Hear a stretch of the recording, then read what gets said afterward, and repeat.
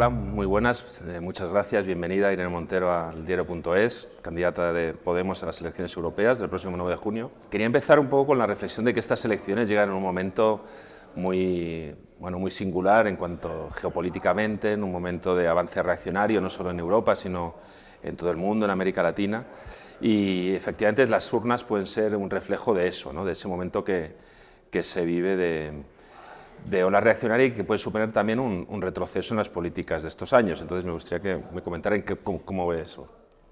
Yo creo que efectivamente en Europa tiene que haber una apuesta decidida por la paz y por los derechos. Eso quiere decir que la guerra no solamente mata, la guerra también refuerza y agudiza la crisis climática, la guerra aumenta nuestra dependencia energética, la guerra aumenta los precios, es la principal causa de la inflación. La guerra va a ser la excusa para que vuelvan los recortes. Europa ya ha decidido que van a volver las reglas fiscales y eso implica que España va a tener seguro que hacer 15.000 millones de euros en recortes. Eso es todo el presupuesto de dependencia en el Estado español. Eso significa el presupuesto de sanidad de Cataluña. Es un ajuste muy importante en la capacidad que tenga España de proteger sus servicios públicos y también, fíjate la evolución, ¿no? En la pasada legislatura Europa empezaba anunciando un gran pacto verde europeo y precisamente el belicismo y la apuesta por la guerra y por el aumento de gasto militar ha hecho que ese pacto verde, que ya de por sí era claramente insuficiente, pues haya decaído en pro del aumento del gasto militar y también de que la propia von der Leyen está diciendo que con tal de que se apoye a la OTAN y la escalada bélica, en Europa, en su centro de mandos, van a poder entrar los sectores más reaccionarios, los antiabortistas, los negacionistas del cambio climático, de la violencia contra las mujeres. Entonces, la guerra también va a ser la excusa para que los más reaccionarios entren a tomar decisiones importantes en la Unión Europea.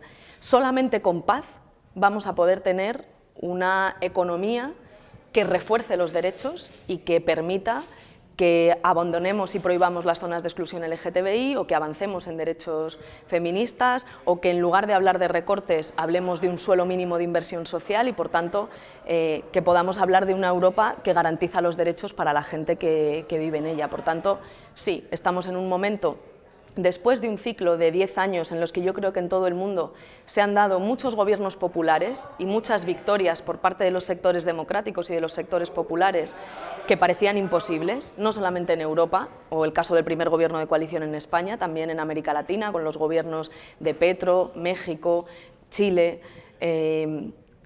Después de una década de grandes avances democráticos, ahora la reacción responde con dureza y este es el momento de no permitir que se lo queden todos los sectores reaccionarios y de defender la democracia, de defender los derechos y defender la paz. Además, está la casualidad de que tradicionalmente el Parlamento Europeo ha sido un poco el órgano más ambicioso desde el punto de vista progresista en la Unión Europea en comparación con, no sé, la Comisión o el Consejo, donde están los gobiernos. Sin embargo, si efectivamente se produce ese cambio en los equilibrios de fuerzas, cabe la posibilidad de que pueda haber al menos una mayoría negativa o de bloqueo de los populares con la de extrema derecha, los ultras, etcétera, etcétera. En ese escenario, ¿qué se puede hacer? O sea, ¿cómo? Yo creo que la izquierda en Europa y en España se tiene que volver a poner en pie. Tú decías que el Parlamento Europeo es seguramente el órgano de la estructura de funcionamiento de la Unión Europea más ambicioso o en el que los sectores progresistas tienen muchas veces más posibilidades de plantear debates o de plantear iniciativas, pero el Parlamento Europeo no tiene iniciativa legislativa plena. Esa es una de las propuestas que hacemos, ¿no? Para precisamente compensar el poder que normalmente tienen las grandes corporaciones, las grandes empresas que tienen mucha más capacidad de llegada a los gobiernos y también a la propia Comisión Europea. Al final, muchas veces las decisiones que se toman en la Unión Europea están secuestradas por los fondos buitre, por los especuladores, por la gran banca, por esas grandes corporaciones que no están preocupadas de garantizar derechos, sino de ganar más y más y más dinero. Y esa lógica, además, de desigualdad y de aumento de los privilegios de unos pocos se refuerza en un contexto de guerra. Entonces, sí, creo que estas son unas elecciones en las que en las que la paz es la tarea política más importante y en las que la izquierda, y especialmente en España, la izquierda se tiene que poner en pie. Para frenar a los reaccionarios no bastan titulares. Y yo creo que hay mucha gente que está triste de que hayamos pasado de tener en España un gobierno que transformaba, que cambiaba las cosas, que avanzaba en derechos, a tener un gobierno de titulares, un gobierno que solamente anuncia cosas y dice cosas y genera titulares, pero que no hace ninguna transformación. Pues este es un momento en el que España y Europa tienen la posibilidad de volver a ponerse en pie y de efectivamente hacer lo que sabemos que hay que hacer, que es avanzar en derechos para parar a los sectores más reaccionarios y para vivir mejor. Hablando de esos avances de derechos, la pasada legislatura, tanto la española como la que está acabando en la Unión Europea, ha sido de bastantes avances en derechos de las mujeres. Usted, como ministra, ha viajado a consejos de la Unión Europea en Bruselas, se ha aprobado, se ratifica el Convenio de Estambul, se han aprobado directivas sobre violencias, aunque hay tareas pendientes, ¿no? Pero ¿teme que esta sea una legislatura precisamente de retroceso en algo? No me cabe duda de que si depende de los sectores más reaccionarios, va a haber retroceso en derechos feministas, porque los sectores reaccionarios han puesto a las mujeres y a las personas LGTBI como enemigo número uno. Y de hecho ya estamos viendo como en los países en los que la extrema derecha gobierna, hay zonas de exclusión para personas LGTBI, se pone en cuestión el derecho al aborto, aumenta el discurso negacionista de la violencia contra las mujeres, no hablemos ya de la construcción de un sistema estatal de cuidados o de un sistema europeo de cuidados y de garantizar que, por tanto, el cuidado se convierte en un derecho y no en una tarea que sostienen fundamentalmente los cuerpos de las mujeres en Europa, en España y en todo el mundo, ¿no? Entonces, sí, creo que las feministas quizás seamos quienes mejor sabemos que es necesario ponerse en pie y avanzar aún más en derechos. Quedan muchas tareas pendientes. Hay muchos países de la Unión Europea que todavía no reconocen el derecho a la libre determinación de la identidad de género. Nosotras creemos que en materia de lucha contra las violencias machistas, aunque con la directiva que se ha aprobado esta legislatura es evidente que hay avances, tenemos tareas pendientes para poner el consentimiento en el centro y para que haya un suelo mínimo de inversión en la lucha contra las violencias machistas. Nosotras pensamos que un 5% del presupuesto europeo debe ir destinado a la lucha contra las violencias machistas, a la prevención, a la detección temprana, a la atención integral, a garantizar el derecho a la reparación de las mujeres que son víctimas de cualquier forma de violencia machista. En un contexto de guerra crecen la explotación sexual y la trata con fines de explotación sexual, por tanto, no solamente es que no hemos ido demasiado lejos, es que esto no ha hecho más que empezar y lo que tenemos que hacer frente a esa posibilidad cierta de que la guerra sea la excusa para incorporar a quienes niegan la violencia machista o a quienes no quieren que el aborto se reconozca como un derecho en el corazón de las decisiones de la Unión Europea, lo que tenemos que hacer es avanzar en derechos y ser más ambiciosas todavía en esas directivas y esas estrategias y políticas públicas que Europa es capaz de impulsar para garantizar los derechos de todas las mujeres y de las personas LGTBI en toda la Unión Europea, prohibiendo también las zonas de exclusión, prohibiendo las terapias de conversión y garantizando el derecho al aborto legal, gratuito, seguro, para las mujeres que interrumpen su embarazo y para quienes las acompañan y para el personal sanitario. Sí, hay un riesgo cierto, pero también hay una posibilidad, que es que tengamos una correlación de fuerzas feminista que nos permita seguir avanzando para frenar a esos sectores reaccionarios. ¿Cómo lo ve aquí en España? Toda esta, este escenario que se dibuja para Europa, ¿cómo cree que puede ocurrir o cómo puede darse en los próximos años en España, en términos de avance o retroceso de derechos feministas? Yo creo que la gente ve con mucha claridad que esta forma de organizar la vida, la economía, la sociedad no funciona.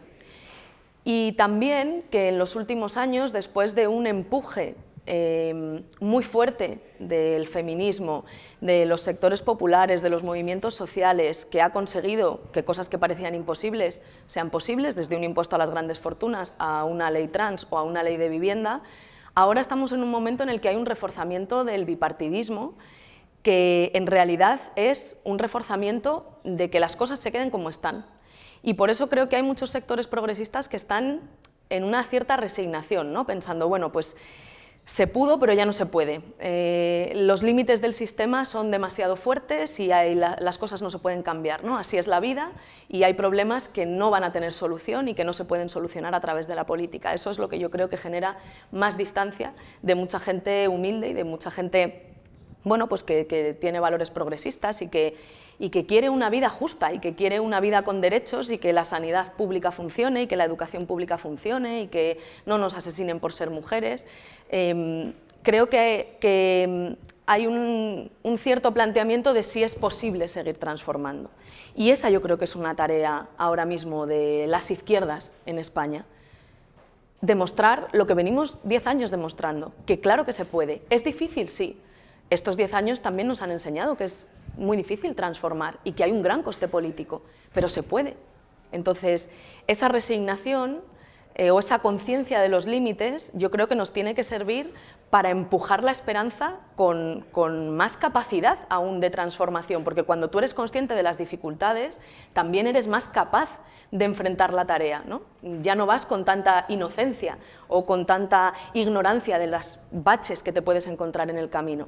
Y esa es una tarea de estas elecciones. Nosotras, que venimos de pasar momentos muy difíciles como organización política, es la reflexión que hemos hecho. ¿Merece la pena seguir intentándolo, a pesar de que hay un gran coste político, a pesar de que sea más difícil de lo que nos gustaría? Rotundamente sí, porque precisamente estos años han demostrado que se pueden cambiar las cosas y para eso la izquierda necesita ponerse en pie, porque si no, la alternativa es que vuelva a mandar el bipartidismo y eso significa que nada cambie nunca. Eso significa muchos titulares, pero que nada cambie nunca. Y eso yo creo que nadie lo quiere, porque si hay una intuición que es transversal ahora mismo en la sociedad, es que las cosas así no funcionan y que tenemos que cambiarlas, tenemos que garantizar el derecho a la vivienda, tenemos que garantizar los derechos feministas, tenemos que garantizar la justicia fiscal, tenemos que garantizar que los buitres no se puedan enriquecer a costa de la sanidad pública en nuestro país y tantas otras cosas que merecen de la acción política, ¿no? La institucional y la de las calles. Ha hablado de las dificultades durante la pasada legislatura para hacer todos los cambios que se hicieron en el Ministerio de Igualdad, tanto en España como en Europa, en un contexto en el que la extrema derecha está avanzando y parece que eso se va a consolidar a partir del 9 de junio. ¿Es posible combatir el discurso antigénero o contrario a todas estas medidas porque en España lo hemos visto, ¿no? Como esas medidas también han generado un discurso contrario? ¿Es posible combatirlo desde el Parlamento Europeo? ¿Cómo abordan este debate? No solo es posible, sino que es una urgencia democrática hacerlo. La forma más importante o más eficaz, yo creo, de frenar esos discursos negacionistas de la violencia machista o esos discursos machistas, misóginos y que quieren perpetuar los elementos más crueles, ¿no? y más injustos del modelo neoliberal y también del patriarcado, es avanzando en derechos. Avanzar en derechos es la forma más eficaz de parar a los reaccionarios. Pero también hay que hablar de lo que en este momento, de los centros de poder que en este momento los reaccionarios están utilizando para hacerle la guerra a la democracia. Y eso implica hablar no solo de la política institucional, sino también, por ejemplo, del poder judicial y del poder mediático. El propio presidente de nuestro país le ha dicho a toda España que en este país existen sectores reaccionarios que hacen una guerra judicial y mediática que pone en riesgo el avance en derechos y que ha llegado a poner en riesgo la mismísima presidencia del gobierno, ¿no? Han estado a punto de cobrarse una pieza tan grande como la presidencia del gobierno. Entonces, tenemos que hablar de esos sectores reaccionarios que desde el Poder Judicial quieren mandar más que un gobierno y que un parlamento que hace leyes y que le hacen la guerra mediática, por ejemplo, y judicial, al derecho a la libertad sexual de las mujeres. Y tomar los aprendizajes más valiosos de esta década para mirar al futuro y no volver a permitirles que hagan lo que han hecho en esta década, para pararles los pies. En España manda la gente, la soberanía pertenece al pueblo, no pertenece a unos sectores reaccionarios que desde el Poder Judicial o desde el Poder Mediático se organizan para intentar mandar más que un Parlamento o que un Gobierno. Y lo mismo con el Poder Mediático. ¿Cómo puede ser que en este país, en prime time, en grandes tertulias que siguen millones de personas, se naturalicen discursos tránsfobos, discursos negacionistas de la violencia machista? Esto no es opinión, esto es odio. Decir que una mujer trans no es una mujer no es libertad, es odio. Y hay que parar los pies a esos sectores reaccionarios. Si los poderes mediáticos no asumen su responsabilidad democrática, también tenemos que hablar de qué está pasando ahí. Y por eso nosotras decíamos, oye, es necesaria una ley contra la desinformación. ¿Por qué podemos saber las declaraciones de bienes de todos los cargos públicos, que es una obligación que las presentemos para que toda la ciudadanía sepa qué intereses tienen los cargos públicos, y no podemos saber cuál es la declaración de bienes de Ana Rosa Quintana o de Antonio García Ferreras, para saber cuántos millones de euros tienen?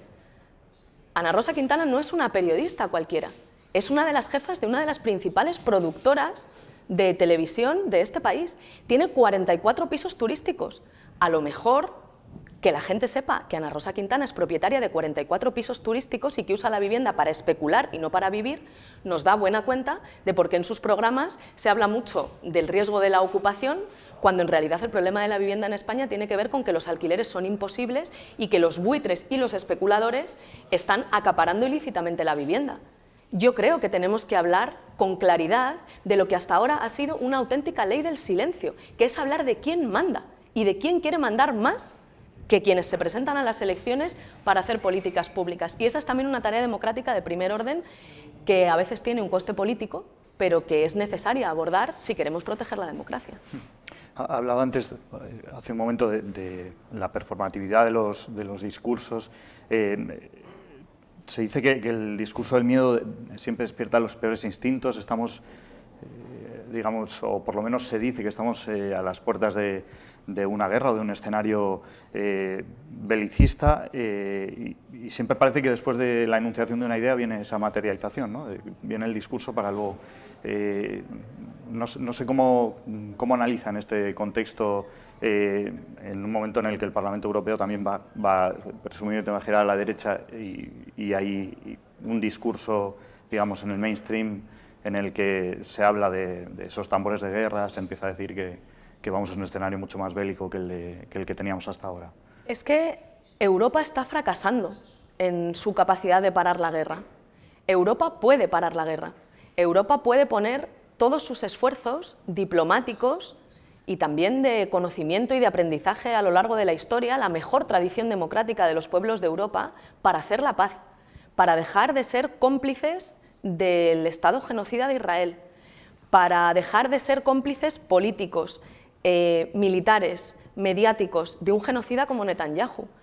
¿Cómo es posible, lo estamos viendo en nuestro país, que en 48 horas se puedan romper relaciones diplomáticas con Argentina por unos insultos o unas palabras repugnantes de Javier Milei, y en 7 meses de genocidio, con 35.000 palestinos y palestinas asesinadas, no seamos capaces de romper las relaciones diplomáticas con Israel? ¿Cómo es posible que las élites europeas estén mostrando su total complicidad con Israel simplemente porque estamos haciéndole el trabajo sucio a Estados Unidos? Porque no somos soberanas de nuestras decisiones en materia de política internacional o en materia de decisiones militares. Yo creo que necesitamos una Europa que apueste de forma decidida por la paz, y eso es posible. A mí lo que más me preocupa es que el consenso belicista en Europa lo están defendiendo desde la socialdemocracia, pasando por los verdes, los liberales, la derecha y la extrema derecha.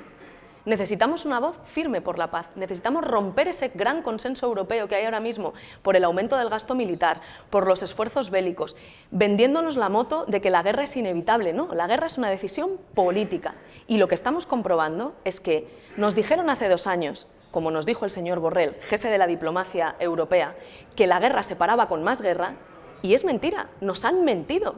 Esto solo ha servido para que el complejo militar industrial estadounidense se forre a manos llenas con el dinero de los europeos y de las europeas, y para que haya más asesinados y asesinadas en Ucrania y también soldados rusos, o, en el caso del genocidio en Palestina, 35.000 palestinos y palestinas. La guerra no se para con más guerra, la guerra se para con esfuerzos para la paz, y Europa tiene una muy buena tradición democrática de defensa de la paz y tiene capacidad suficiente para poner esfuerzos diplomáticos, para hacer acuerdos de paz y para pararle los pies a un genocida. ¿Por qué no llevamos a Netanyahu ante la Corte Internacional de Justicia? Hay otros países que lo están haciendo.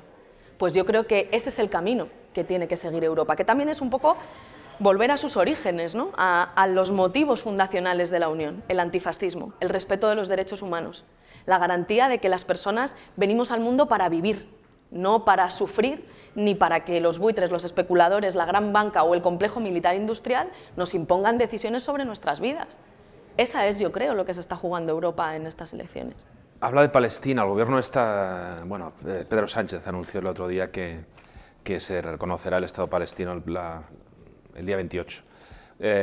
Dicen que no es suficiente. ¿Es un paso al menos o...? Claro, la presión de décadas del movimiento de solidaridad con Palestina, nacional e internacional, hace que al final el Partido Socialista, aunque tarde, se mueva. Y eso lo hemos visto con muchos avances en derechos en la pasada legislatura, también con la ley trans y de derechos LGTBI, también con la ley solo sí es sí o también con la ley de vivienda. Siempre al Partido Socialista la presión de los movimientos sociales, de la sociedad civil organizada, exigiendo que las cosas cambien y que se avance en derechos y en este caso en la defensa del pueblo palestino y en la defensa del fin del genocidio, tiene el resultado de que el Partido Socialista hace algo que inicialmente no quería hacer. Se comprometió hace muchos años a hacerlo y no lo ha hecho hasta ahora, ¿no? Es impresionante que sea en un contexto electoral, de hecho, cuando esto pasa. Pero lo que yo creo que la gente se pregunta es realmente el reconocimiento del Estado de Palestina. No sabemos todavía qué fronteras se van a reconocer. ¿Se van a reconocer las del 67 o se van a reconocer otras fronteras fruto de la ocupación ilegal del territorio palestino por parte de Israel? ¿Cómo se va a hacer efectivo ese reconocimiento del Estado de Palestina? Palestina va a poder controlar su espacio aéreo como cualquier otro Estado, va a poder controlar sus fronteras, ni siquiera sabemos qué fronteras va a reconocer nuestro país. Necesitamos ahora mismo, con urgencia, parar el genocidio. Y yo creo que la pregunta que se hace la mayoría de la gente progresista y la mayoría de la gente que está horrorizada con lo que Netanyahu y con lo que el Estado genocida de Israel está haciendo en Gaza es: ¿va a servir el reconocimiento del Estado palestino para frenar el genocidio? Y la respuesta es: hay medidas mucho más eficaces. No. Reconocer al Estado de Palestina no va a servir para frenar el genocidio. Sí puede servir romper las relaciones diplomáticas y comerciales, romper el acuerdo de asociación que Europa tiene con Israel o llevar a Netanyahu ante la Corte Internacional de Justicia. Y esas son las medidas que hay que tomar y que hay que tomar con urgencia. Y el embargo total de armas. ¿Cómo puede ser que en 3 días el Movimiento de Solidaridad con Palestina detecte al menos 3 barcos cargados de armas sospechosas de ir a Israel y que cuando el movimiento detecta un barco se monte un escándalo que hace que el gobierno diga que ha rechazado el paso por las costas españolas de un barco que va cargado con armas a Israel? Y en los 7 meses anteriores, ¿qué ha ocurrido?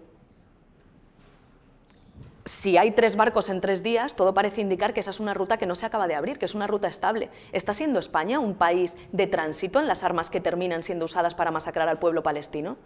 El Borkum, aunque no paró en Cartagena, sí paró en otro puerto español, en Canarias.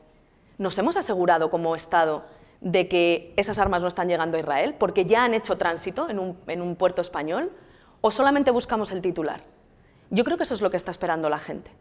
Y, como os decía antes, yo creo que esos son los argumentos poderosos: el fin del genocidio, la construcción de la paz, la garantía de derechos, que tienen que hacer que la gente de izquierda se ponga en pie.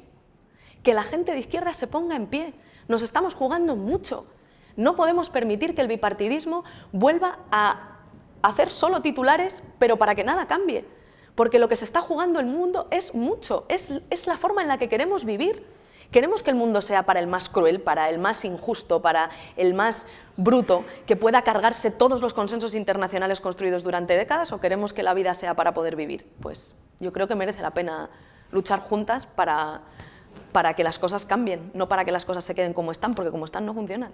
Decía precisamente cómo la legislatura pasada arrancó hablando del Pacto Verde, pero ha terminado hablando de guerra y de belicismo, del discurso de la guerra de von der Leyen, de cómo se han ido abandonando otros temas, cómo está pendiente la reforma de las reglas fiscales, que es seguramente con una comisión más conservadora que la que tenemos y con un Parlamento más conservador que el que tenemos.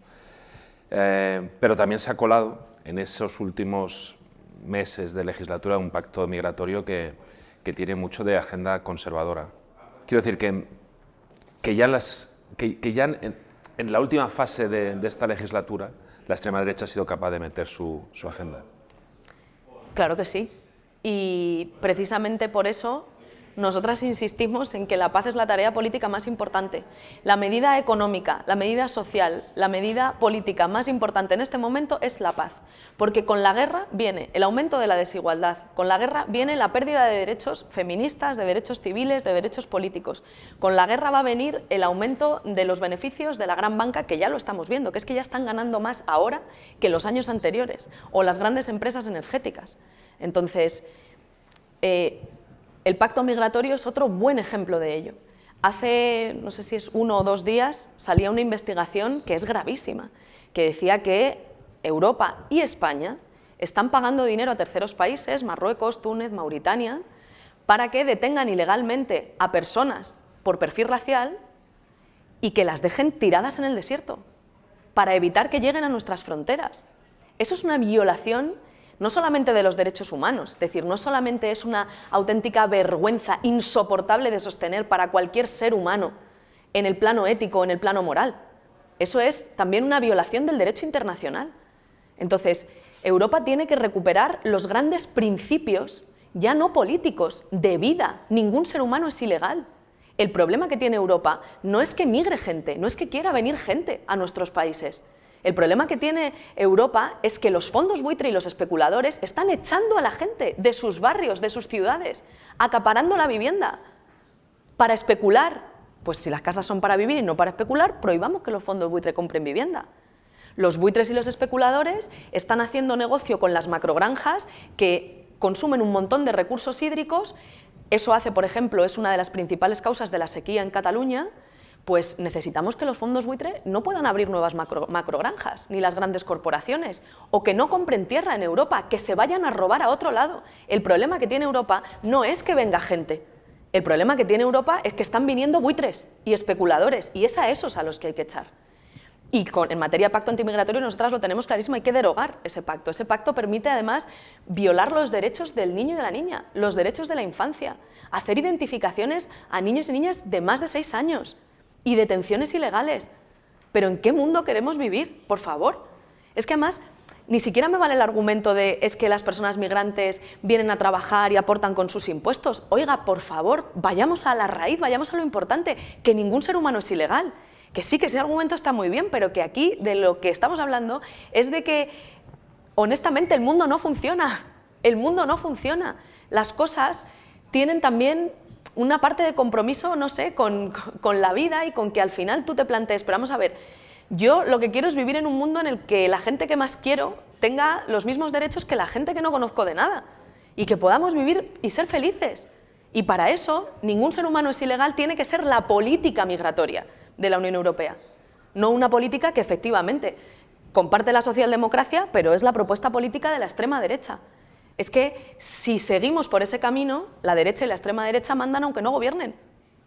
Y ahora mismo necesitamos justo lo contrario, que quien mande sea la gente y que podamos avanzar de forma decidida en derechos para resolver los problemas que tiene la gente de verdad, en materia laboral o de vivienda o en derechos feministas o LGTBI. Se hace justo, bueno, estos días se cumplen 10 años del 25 de mayo en el que Podemos irrumpió en el escenario, bueno, español y europeo. Y también es la victoria de Tsipras con Syriza. Era un momento en que parecía que el desborde venía desde abajo y por la izquierda, ¿no? Podemos decir. Y ahora, sin embargo, parece que la ola es reaccionaria. ¿Qué ha pasado en este ciclo que comentabas antes algo, ¿no? Pero ¿qué ha pasado para que hayamos pasado de poder desbordar por un lado a que el desborde esté viniendo por el otro? Que hemos avanzado en derechos, que hemos conseguido cosas que nos decían que eran imposibles. Que ha habido gobiernos en Europa elegidos por la gente y que querían gobernar para avanzar en derechos y para responder a lo que esa gente había votado, no para ser gerentes de las grandes multinacionales, de los fondos buitre. Que en este ciclo político ha habido personas dispuestas a hacer política para avanzar en derechos aunque tuviese un gran coste político. Y presidentes dispuestos a ser presidentes y no gerentes, y gobiernos dispuestos a gobernar para la gente en lugar de ser gerentes de las grandes corporaciones, de las empresas del IBEX 35, de los fondos buitre. Y eso tiene una reacción, claro. Si tú haces políticas que redistribuyen la riqueza, si en medio de una emergencia sanitaria, tú demuestras que la intervención del Estado en sectores estratégicos de la economía, que hace 10 años en España decían que eso era bolivariano, y lo decía el bipartidismo, no solamente lo decía el Partido Popular, intervenir el precio de la energía, el precio del gas, eso era de peligrosos rojos comunistas. Y resulta que cuando lo ponemos en práctica y llega al Boletín Oficial del Estado, no solamente no se hunde la economía, sino que la gente vive mejor.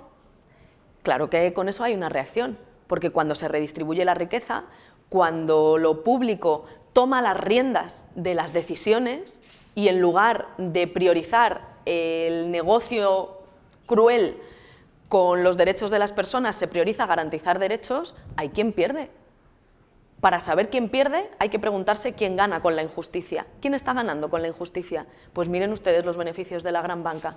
En España, la gran banca, las principales entidades financieras están ganando en 2024 más que en 2023, en 2023 más que en 2022. En materia energética, pues miremos quién está cada vez aumentando sus beneficios y así nos daremos cuenta de quién organiza esa reacción para sostener sus privilegios. Entonces, ha pasado que hemos conseguido cosas que parecía imposible de conseguir y ha habido una reacción. Precisamente en este momento, en el momento en el que viene la reacción y viene con tanta fuerza, con tanta violencia y con tanta crueldad, que se hace humanamente insoportable y que puede hacer legítimamente a mucha gente decir, ¡buf!, ¿no? Mejor no intentar avanzar en derechos porque la respuesta es muy violenta. Ahí es cuando hay que estar firmes para decir, pero si precisamente están reaccionando porque están perdiendo, sigamos nosotras avanzando. Sigamos avanzando porque su reacción es el resultado de nuestros avances, de nuestras victorias. Y por eso decimos que la izquierda tiene que ponerse en pie. Este es el momento de demostrarles que a pesar de su violencia, aquí seguimos y que somos más. Este es el momento de demostrárselo. ¿Y teme que se pueda llegar a algún tipo de italianización de la izquierda?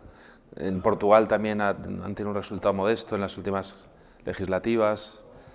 ¿Hasta dónde podemos? Estoy segura de que hay fuerzas muy poderosas, la mayoría de ellas no democráticas, la mayoría de ellas que no se presentan a las elecciones, que están intentando que así sea.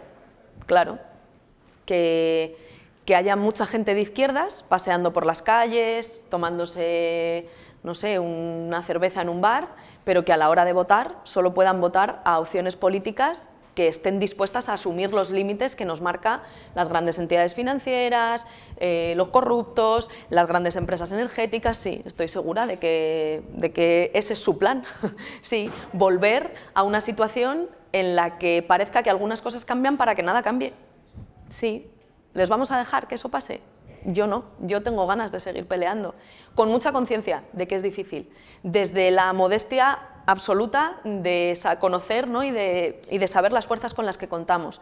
Pero para ser millones hay momentos en los que hace falta ser 1, 2, 3, 10. Y cuando eres 10, después puedes ser 100 y después otra vez millones. Pues volvamos a ponernos en pie, que no pase mucho tiempo, que no vuelvan a pasar décadas para que les sigamos ganando la partida, si es que en realidad se la estamos ganando, aunque ahora su reacción y su respuesta sea tan violenta y tan cruel y tan injusta que también nos haga daño, ¿no? Y ese ponerse en pie va acompañado también de ir juntos, porque hemos visto en los últimos meses cómo concurríais por separado, podemos sumar a las gallegas, en las vascas esa división sin duda ha tenido un efecto electoral, ahora van separados a las europeas.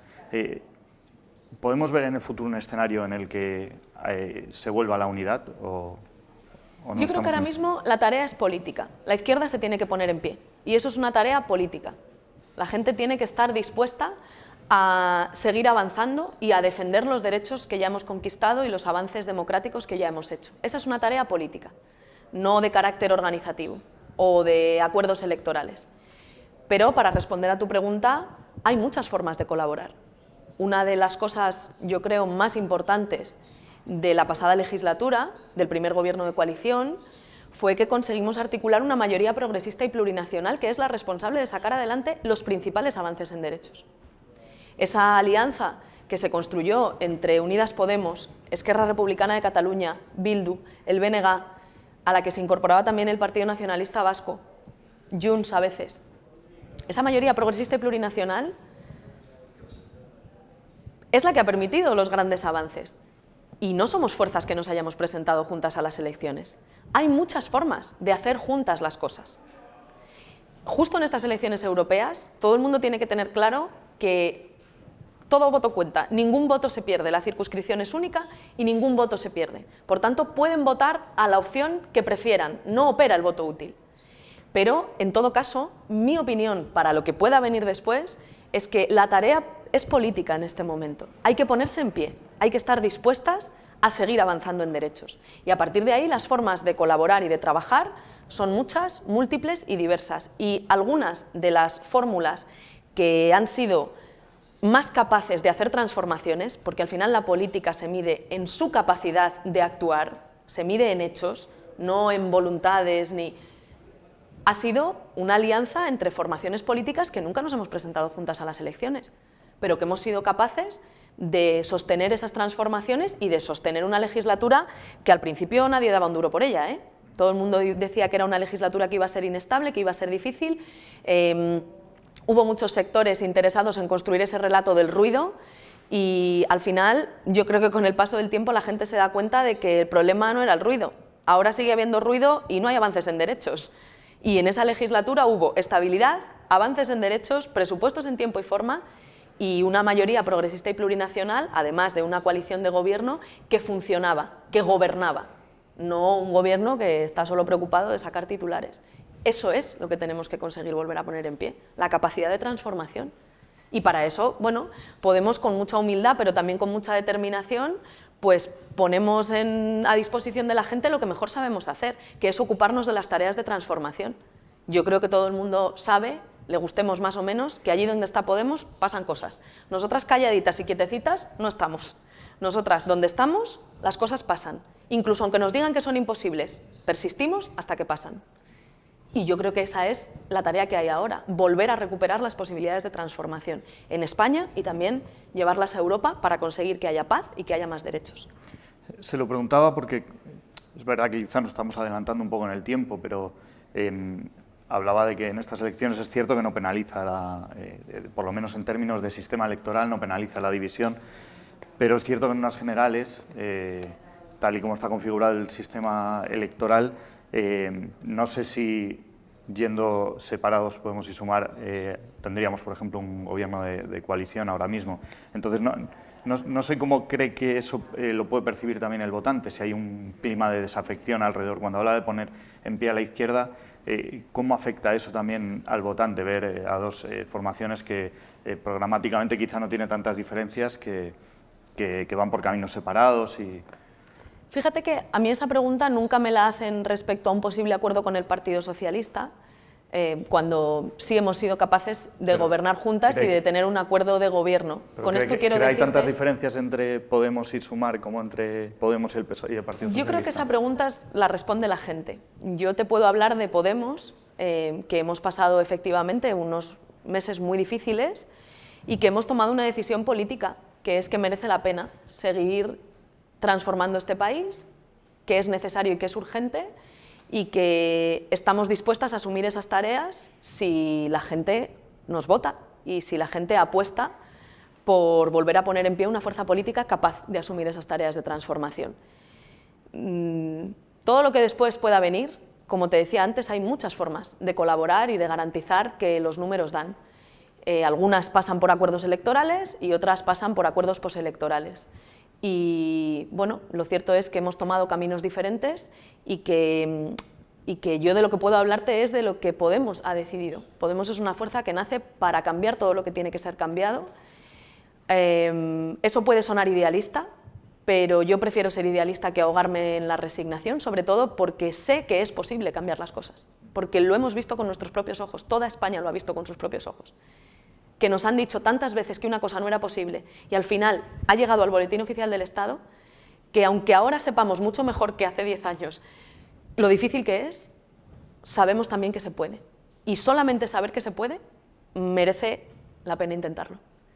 Pero para eso, claro, la gente se tiene que poner en pie, la gente de izquierdas, la gente que quiere cambios, la gente que quiere derechos, tiene que estar dispuesta.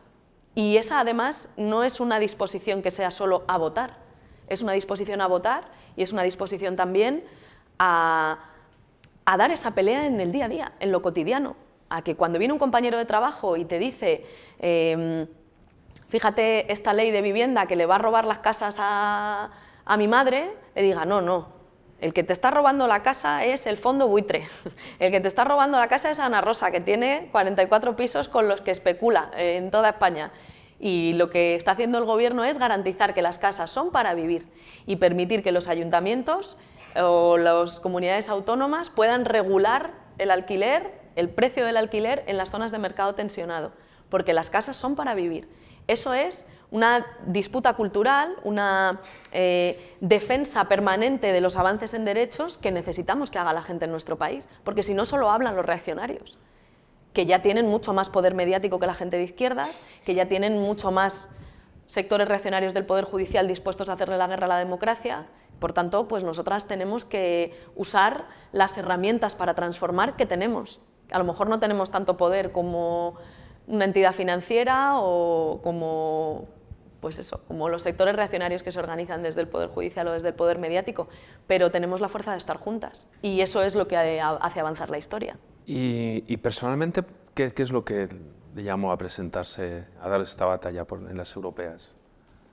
Pues esta reflexión que te decía no ha sido una reflexión personal, Andrés, ha sido una reflexión colectiva. Podemos ha pasado momentos muy difíciles, para nosotras ha sido enormemente doloroso ver cómo, como ya ha pasado otras veces en la historia de nuestro país, pero es verdad que en estos 10 años los sectores de izquierdas han llegado más lejos, ¿no?, de lo que se había hecho en muchas décadas atrás. Ha sido muy doloroso ver cómo se comprometían esas posibilidades de transformación. Es muy doloroso ver cómo ahora tenemos un gobierno en el que solo manda Sánchez. Es doloroso, pero merece la pena seguir intentándolo. Y esa es la reflexión que nosotras hemos hecho. No es una reflexión personal, es una reflexión colectiva. Porque nosotras, si algo hemos aprendido en estos 10 años, es que las cosas, especialmente las cosas importantes, nunca se consiguen solas, ni se piensan solas. Entonces, en los momentos más difíciles, donde la guerra judicial y mediática era humanamente insoportable y donde también, pues bueno, hemos vivido momentos muy dolorosos por las cuestiones internas, en lugar de pensar por separado, hemos pensado juntas y hemos pensado que queremos seguir intentando transformar y que lo vamos a intentar y a ver qué dice la gente. Y un votante que esté dudando entre votar a Sumar y votar a Podemos, ¿por qué debería votar Podemos y no Sumar? Yo no voy a compararme con otras fuerzas políticas que se presentan a estas elecciones. Lo siento, pero creo que esa tarea es bueno que la haga la gente. Lo que sí puedo decir es lo que es Podemos y lo que nosotras estamos dispuestas a hacer y lo que nosotras ya hemos demostrado, que cuando tenemos el poder suficiente y la confianza suficiente en votos de la gente somos capaces de hacer. Podemos es una fuerza política que nunca se pone de perfil. Podemos es una fuerza política que nunca deja tirada a una compañera o a un compañero cuando la guerra judicial y mediática golpea con toda su crueldad y con toda su dureza. Podemos es una fuerza política que hace lo que dice que va a hacer. Podemos es una fuerza política que consigue cosas que todo el mundo le dice que son imposibles, pero persevera, insiste y al final consigue que pasen. Todas las cosas que nos gustaría, todo lo rápido que nos gustaría, no siempre. Pero creo que cuando nosotras nacimos muy poca gente se imaginaba que, bueno, pues por ejemplo, que seríamos capaces de construir ese primer gobierno de coalición. 4 elecciones generales hicieron falta para construir ese gobierno. Y el Partido Socialista le dio el gobierno al Partido Popular con tal de no pactar con Podemos, siendo que había mayoría parlamentaria para hacerlo. Tuvieron que pasar varios años, pero perseverando y a pesar del coste político, porque anda que no perdimos votos por defender que había que hacer un gobierno de coalición y nos dijeron que buscábamos sillones y nos dijeron, bueno, la máquina del fango allí en todo su esplendor y que no daban los números una y otra vez. Pero al final teníamos razón, los números daban. Las causas justas, aunque a veces te digan que son imposibles, merecen la pena. Pues eso es Podemos. ¿Y podemos hacer todo solas? No.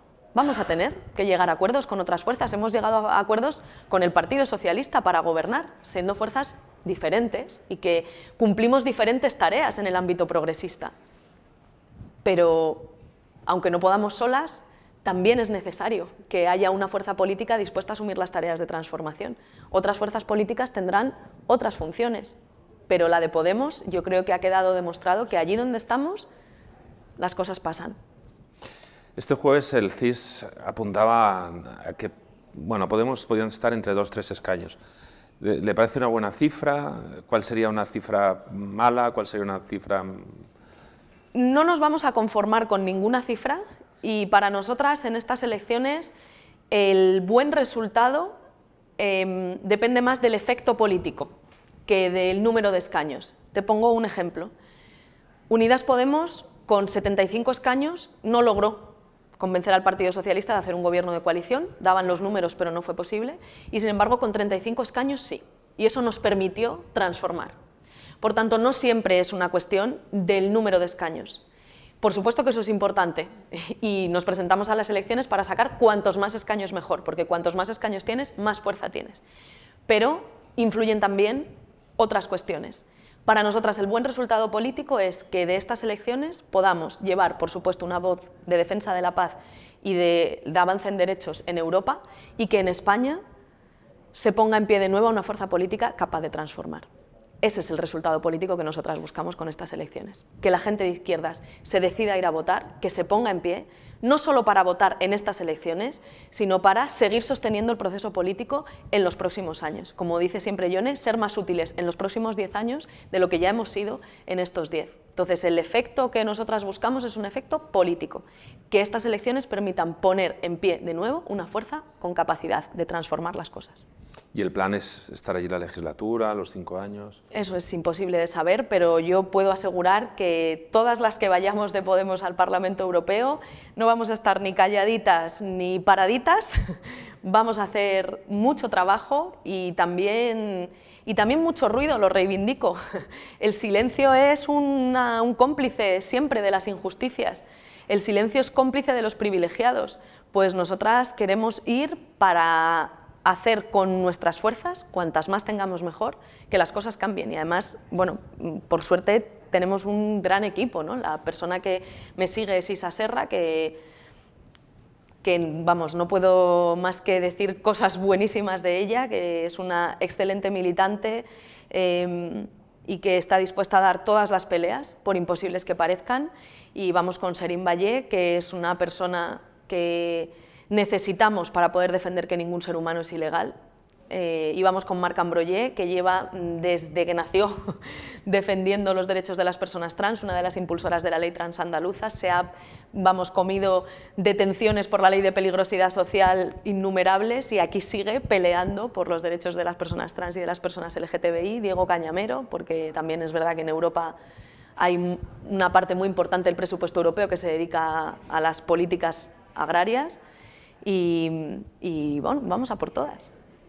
Allí habla mucho de la diferencia con los verdes en Europa y también tiene una alianza que es ahora el Pueblo, con algunos partidos europeos. Bueno, allí como en todas partes la izquierda es verdad que algunos están en el PIE, otros están en el PIE, todos están en el GUE, que ahora se llama The Left.